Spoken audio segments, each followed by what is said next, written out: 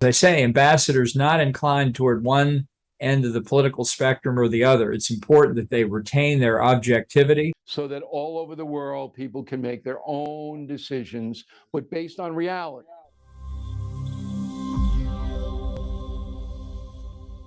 Nderuar miq, mirëmbrëma, takohemi në Fokus. Dhunimi i extrave të mitat frashërit. Ligji i triliona dollar për wokizmin. Si e fitoi luftën Fox News përmes Bill O'Reillyt me korporatat amerikane që ndalonin fjalën Merry Christmas, do të jetë për Fokus përsëri. Nga festimet e mëdha në grevat e përgjithshme, do të flas nga Buenos Aires, portieri i njohur i Tiranës dhe kombëtares Halim Ersini.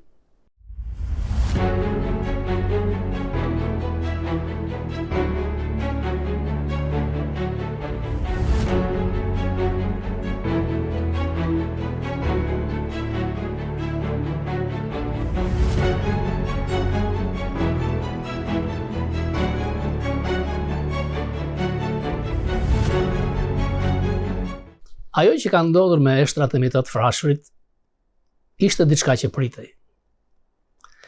Këtu në SBA, në periferitë të New Yorkut, në një lëndin të gjelbërt, prehej me dinjitet ai që është cilësuar si baba i kombit. Disa herë me kamerën tonë kemi qenë në ditën e përkujtimit ditëlindjes për rreth vdekjes, edhe pse ka qenë borë dhe gjithmonë iniciativën për të nderuar mitat frashërin, dëbirin e Abdul Frashërit e ka marrë për Mllamaj. Në pjesën e dytë të emisionit do t'jap disa fragmente.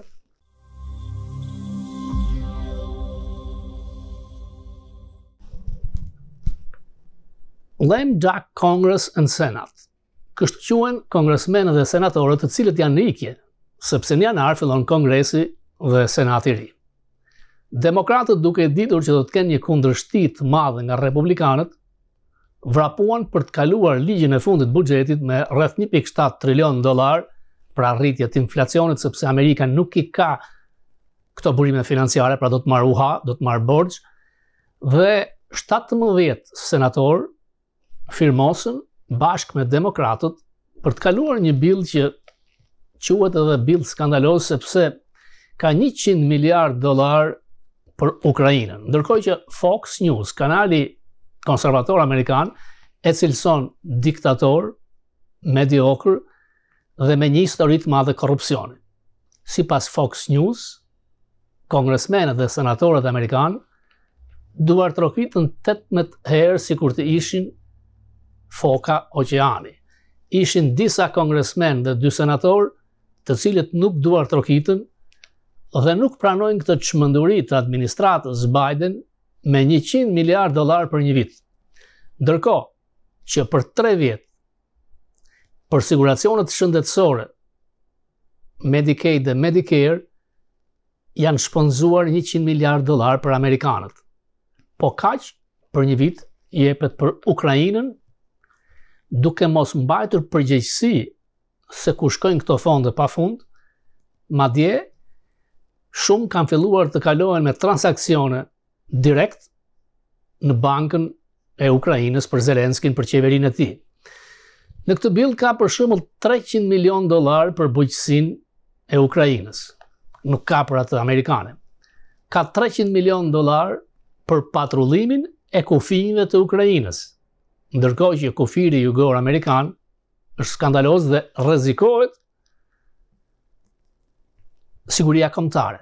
Por nuk pagojnë vetëm për kufint me Ukrainën, ka miliona dollar me Pakistanin, me vende tjera, ndërkohë që ka për LGBT-t në New York ngritja e një qendre muzeale për LGBT-t, shkollat ndryshme, miliona e miliona dollar që shkojnë kot. Nga ana tjetër, media këtu thotë që përsetallën me sistemin Patriot të raketave, duhet paktën 9 muaj që të stërvitesh për të përdorur këto raketa. Dhe natyrisht, Ukrainës do të duhet vinë në SBA të trajnohen, sepse nuk është gjë e lehtë. Dhe fakti që amerikanët deri tani nuk i kanë dhënë këto raketa ishte kjo, sepse ata nuk dinë të përdorin, duhen 90 vet në një bateri raketash kundërajrore.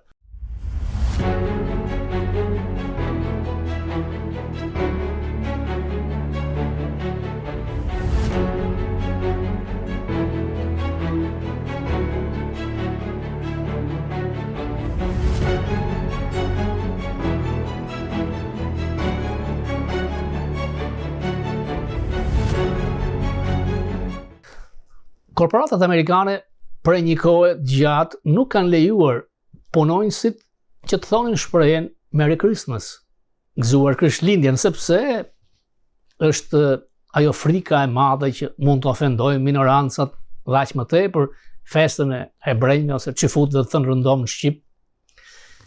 Bill O'Reilly, kjo figurë e madhe, të cilin kam pasur ndër ta kem Fokus 2 herë, mori një fushat përmes Fox News me O'Reilly Factor, pikrisht që të luftonte ndaj tyre dhe fitoi. Më në fund, korporatat amerikane lejuan punonjësit e tyre që të thonë Merry Christmas. Disa fragmente nga Bill O'Reilly kur ishte në Fox News. And the child will give us a sign. What a blessing. Christmas is not a word anyone should be ashamed of. It is the law of the land. Federal workers and most everyone else do not have to labor on that day. That alone, we should all be merry. Okay, and we had department stores, we had governments telling their employees not to say Merry Christmas. That's vanished. Right here. I led it. I took heat. You know I took heat. About 10 years ago, the Factor began spotlighting companies that refused to say the words Merry Christmas. In fact, some of those businesses actually ordered their employees not to say that. Well, that culture war issue ignited, and we won. Most companies stopped the nonsense, and Merry Christmas became a common greeting once again.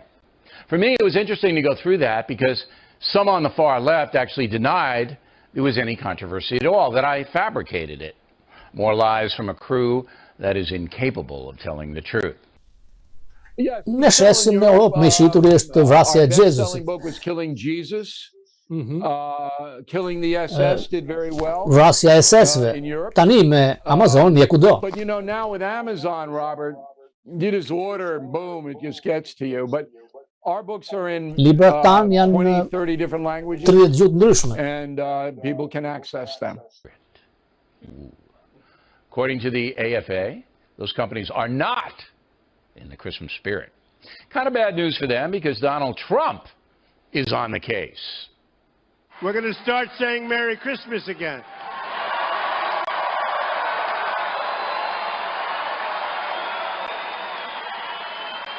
How about all those department stores? They have the bells and they have the red walls and they have the snow, but they don't have Merry Christmas. I think they're going to start putting up Merry Christmas. Or they'll be deported. Now, does the Christmas deal really matter? Since the war has basically been won, this is a cleanup operation. But the information is valid. Many Americans celebrate Christmas because they believe that Jesus is the Savior and his birth should be honored. Happy New Year to Natyrisht që Krishtlindjet kanë këngët e tyre. Këngëtarja më magjike këtu është Carpenter, e cila ka dhe një tragjedi sepse vdiq në moshën 32 vjeçare nga vonte nga mungesa anoreksia. Merry Christmas. Happy New Year to I've just one wish on this Christmas Eve. I wish I were with you.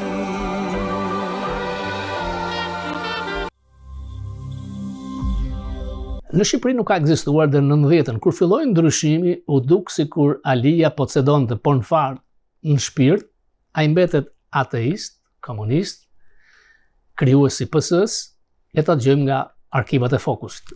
Më tha një shok, pashta një djalë tha me kryq, këtu, të varur. Po mirë, qa mere ti? Për ndërë tha merë dhe i zorë, tha se do ziesh me te. Se kuptoj, për pse të vi zorë dhe pse do ziesh? Do ziesh, do të thot, unë do të jap urdhër hiqe, qeni birqeni. Ja më shok. S'do e maj kryqin e. O dhe edhe në qoftë se do ta mbaj, kupton, do jetë Si delen mes dhive apo dhinë mes deleve? Si e do ti? Dhijen mes dhenve. Pra, do bëhet njeri që i vën gishtin të tërë? Po mirë, mund të thot në kush, po neve bëm një ligje me anën e cilit nuk e konsiderojmë krim çështjen e besimit fetar. Ha? Edhe në mbledhjen e frontit tham, kupton që feja është një çështje ndërgjegje e njeriu të tjerë. Po mirë, dakord. Po kjo nuk do të thotë se ne heqim dorë nga propaganda antifetare, anti-ateiste.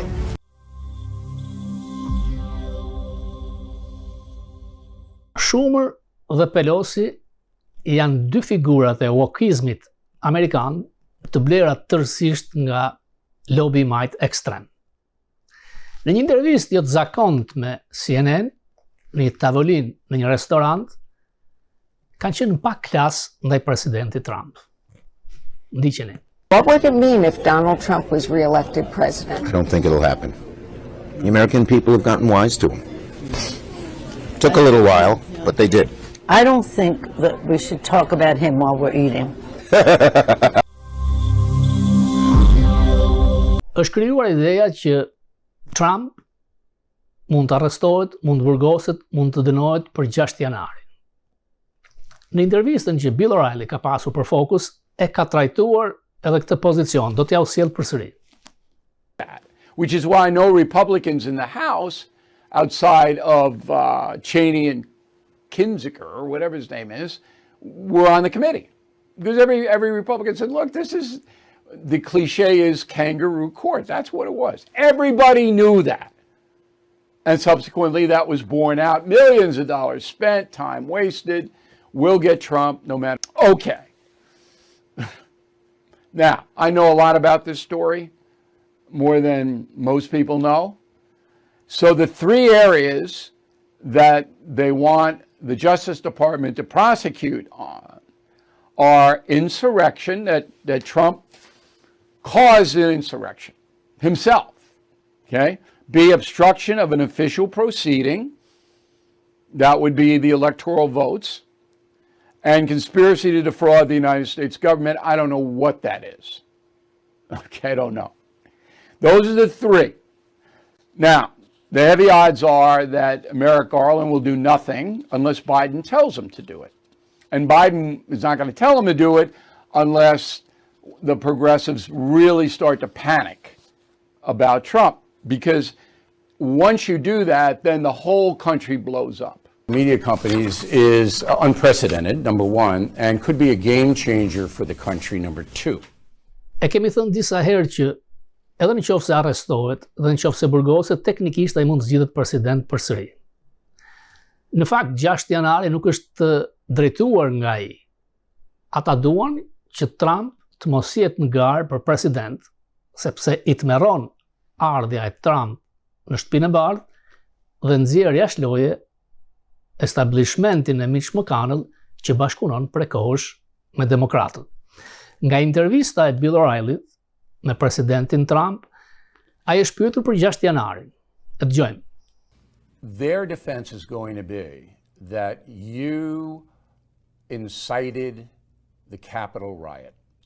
How will your attorneys handle that? Well, it's very easy. Number 1, I didn't. Number 2, they did a whole big report and investigation in Congress. It was released 2 weeks ago. And in that report, they don't even mention my name. Number 3, I said to the Secretary of Defense, because I knew how big that rally was, I think you might have had 1 million people at that rally. That was a big rally. Nobody likes to talk about that. And they were there, in my opinion, because of election fraud, the fraudulent election of 2020. And in my opinion, that will be a case that will be easy, and I think we're going to do very, very well. There was a lot of reasons for people to be there. It was covered unfairly by the press, but the report came out by Congress, and it didn't even mention my name, let alone anything else. So we're in very good shape. They're going to want to take a deposition from you. You're going to sit for a deposition? Sure. I mean, I look forward to it, actually. I love talking about the election fraud because it was the most fraudulent election. Well, I think we've had a lot of them, frankly. You have new stuff you're going to put forth? Your attorneys have new things that the Oh, public we have a hasn't lot heard? of new things. It's not so new if you read the newspapers because a lot of it comes out. A very big lawsuit in Georgia that's really going incredibly well. No, but I and know strongly. from your point of view, are you going to introduce new evidence to show that you are being persecuted by the social media companies? Oh, well, you know, I don't think we need new evidence, Bill. And look, they took me off Twitter. In fact, they actually gave a certain sentence that I said, and it was the most modest sentence I think I've said in a long time, if you want to know the truth.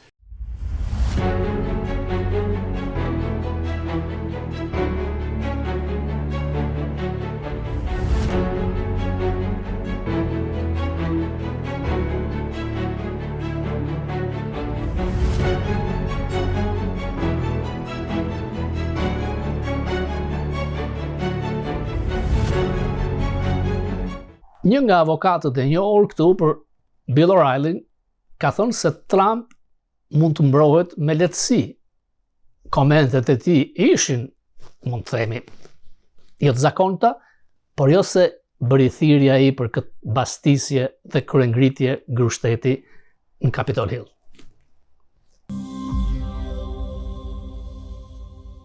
The evidence of the prosecutor. So I don't know the evidence of the defense attorney. So often, like Friday, I get the prosecutor's accusatory instrument and I read it and I'm like, oh boy, we're in trouble.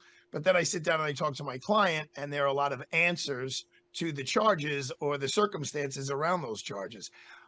From what I saw earlier today, from Congress's presentation and the video that they ran, yeah, I would definitely be concerned. And when you have the former Attorney General, Mr. Barr, saying that he told the President of the United States, Donald Trump, that I have found no evidence of fraud. And basically, no matter how many times you ask me to say that I did find evidence of fraud, I'm not going to do that. That doesn't bode well. But Mr. O'Reilly, to put you in good company, just because I'm Italian doesn't mean I'm not a really smart guy. I did look up the conspiracy to defraud the United States because I've never heard of it. And I found two cases, one from 1910 and one from 1924.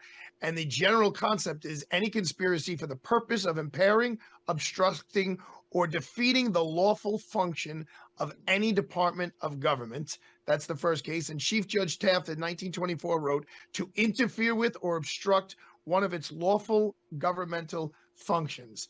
So President Trump, what he has to do here as his defense is he has to say, look, I never told anybody to storm the Capitol. I never told anybody to create any violence. I never told anybody to do X, Y, and Z. They took it on their own to do it based on, yes, some of my comments. I did think the election was stolen from me. I do still to this day think there is fraud. Those are genuine beliefs of mine, and I have these reasons to believe it. But what Merrick Garland has done, well, what he did as soon as President Trump announced he was running for president, is he said, look, I shouldn't be the one involved in this case since he's running against my boss. And that is clearly a textbook conflict of interest. FBI ka kohë që nuk është më ajo kështjellë e konservatorizmit, ai bastion që qëndron në lart politikës.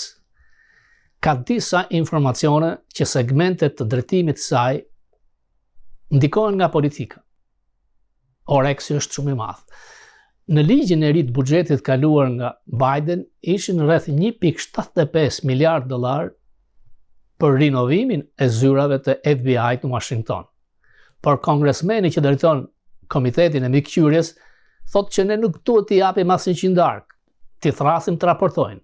Increased funding for the FBI plus a $1.75 billion headquarters facility for the FBI. We need to halt everything with the FBI, all funding, until they come forward and explain to Congress exactly what they were doing, why they were doing it, and who gave them the authority to do it. One way we could get the FBI in front of the committee really quickly is say, we're not giving you a penny until you all come down here and explain to us what this task force was, why you told Twitter to suppress the Hunter Biden laptop story when you knew darn well it was true. We try to give you fact-based information so that all over the world people can make their own decisions, but based on reality, not on propaganda. It's a pleasure to talk with you, Robert. Thank you for having me on your fine program. And, stay strong. Stay strong. Problemi këtu që t'jemi korrekt. Unë të thash, unë nuk e aprovoj edhe më vje keq kupton, janë ty vajzë kupton më keq kanë bërë. Mikrofonin e policisë, ma ka shefi policisë. E pra shumë. Edhe ju ke thënë largohuni, Jo, kemi thënë kështu. Kemi thënë, ne jemi të partisë, duam partim. Po.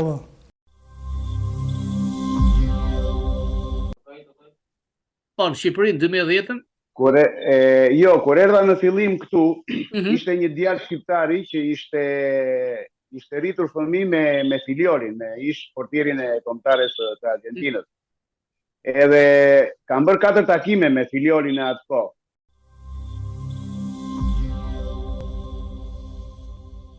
The day and time of his birth matched the position of the stars, and the child would give us a sign. What a blessing. Ne shesim në Europë me shituri është vrasja e Jezusit.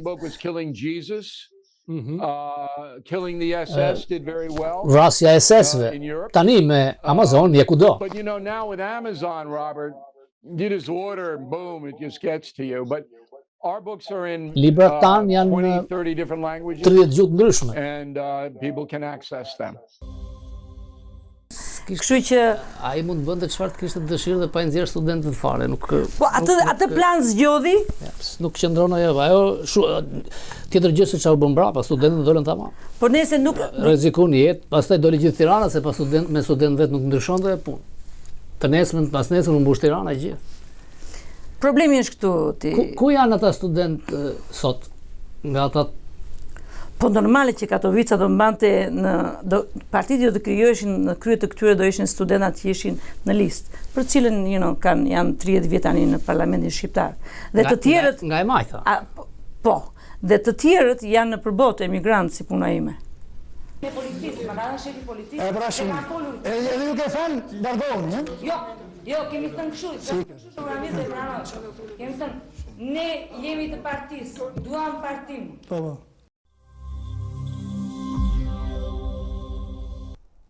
Një lajm jo i mirë për Trump vjen nga pollet e USA Today, e cila është gazeta më e madhe në tirazh, por nuk e ka potencën e Washington Postit, New York Timesit, që duhet të thënë janë media të majta, absolutisht liberale. DeSantis është thuajse 2 fish me pikë në të gjitha pollet brenda Partisë Republikane. Trump nuk heq dorë. Në zgjedhjet primare, duke pasur mbështetjen e 80% të republikanëve, ai edhe mund të jetë fitues, por një kandidaturë si Biden do ta kishte më të lehtë fitonte me Trump se sa me DeSantis. Kështu thon pollet, kështu thon gazetarët. Është ende shpejt. DeSantis nuk e ka shpallur, por synimet e partisë të madhe republikane, Go Great Old Party, janë pikërisht që të përqendrohen nga figura me integritet, DeSantis, Pompeo, Haley, Pence, Christie, dhe të largohen Trump. Natyrisht që establishmenti republikan i kontrolluar nga Mitch McConnell nuk e do Trump.